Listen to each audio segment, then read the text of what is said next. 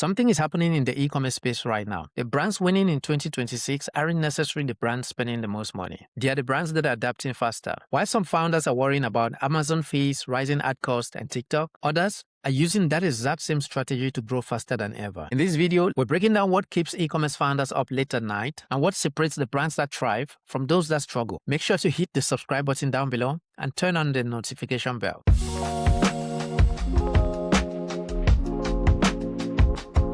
So, Lei, if you had to summarize the biggest challenges that e-commerce brands are facing right now in 2026, what would it be and why? Okay, so honestly, I think the biggest challenge right now is growing without sacrificing profitability. A few years ago, it was all about driving more sales. Now it's about making sure those sales actually make money. As you know already, Amazon fees or platform fees keep going up. Ad costs are getting more expensive across platforms. Shipping and inventory costs, they're not getting any cheaper. Because of that, I think brands need to be a lot smarter with how they grow. If you're relying on just one channel, whether that's Amazon or your Shopify store, you're putting yourself at risk. For example, if you're already established on Amazon, maybe it makes sense to start making TikTok shop or Google ads. You should start testing them. Not because Amazon isn't working, but because the market is constantly changing. And having multiple channels gives you more opportunities to reach customers and less dependence on one platform. So the brands I see doing really well are the ones that stay flexible.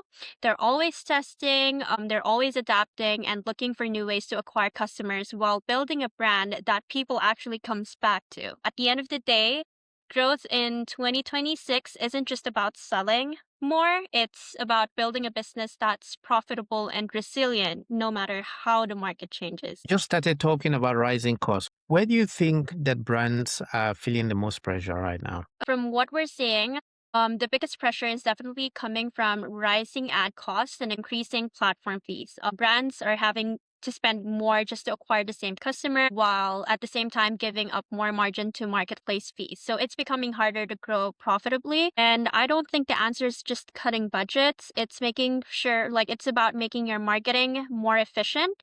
That could mean, improving your conversion rates, increasing your average order value, working with creators, or even testing channels like TikTok Shop to find lower cost way to acquire customers. So the brands that are doing really well aren't necessarily the ones spending less. They're the ones making every marketing dollar work harder and looking at the entire customer journey instead of just an ad spend. We talk to a lot of brands, and most of them are wondering whether they're too dependent on a single channel right now. Should founders be thinking about Amazon, TikTok, Shopify, Walmart, and other channels? How do you think they should think about this going forward? Okay, so that's a really good question. Diversification is becoming essential. So Amazon remains an incredible, it's an incredible platform because of its buying intent.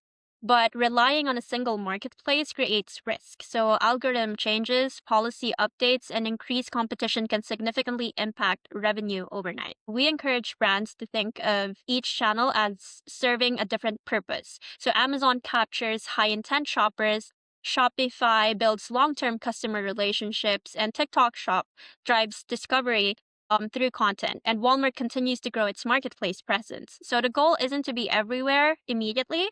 It's to expand strategically so that no single platform determines the success of the business. Let's talk about competition. You talk to a lot of brands and you see most of them dealing with competition differently.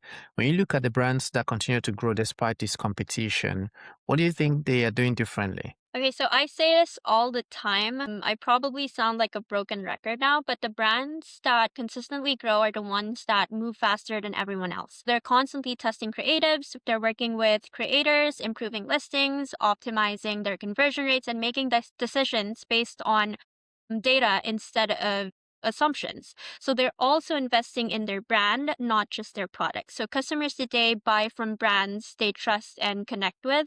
And another big difference is that successful brands aren't waiting until growth slows down to diversify. If a founder came to you and said, "Lei, what should I be focusing on within the next couple of months?" And let's say that this founder is running a business that's making anywhere from 500,000 a year right up to about 5 million. What should they be focusing on over the next 12 months? I would tell them to build a repeatable growth engine instead of chasing the next growth hack. So that means understanding exactly where customers are coming from, which channels are most profitable, what content converts best, and how to turn first time buyers into repeat customers.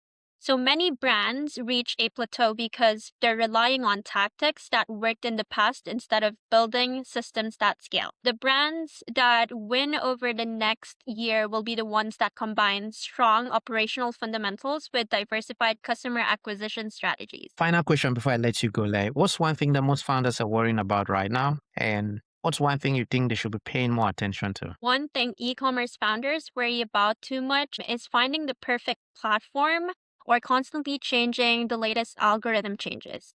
So the reality is that no single platform is going to solve a weak growth strategy. So instead of asking, should I only focus on Amazon or should I move everything to TikTok shop? So founders should be thinking about how different channels can complement each other. For example, if you're already doing well on Amazon, it might make sense to expand into TikTok Shop to drive product discovery or invest in Google Ads to capture high intent buyers. So as the market evolves, diversifying your acquisition channels help reduce risk and unlock new growth opportunities. So what founders should be paying more attention to is building a sustainable growth engine. So that means improving customer lifetime value, creating a strong brand that people come back to, and developing an omni-channel strategy that doesn't rely on a single source of revenue.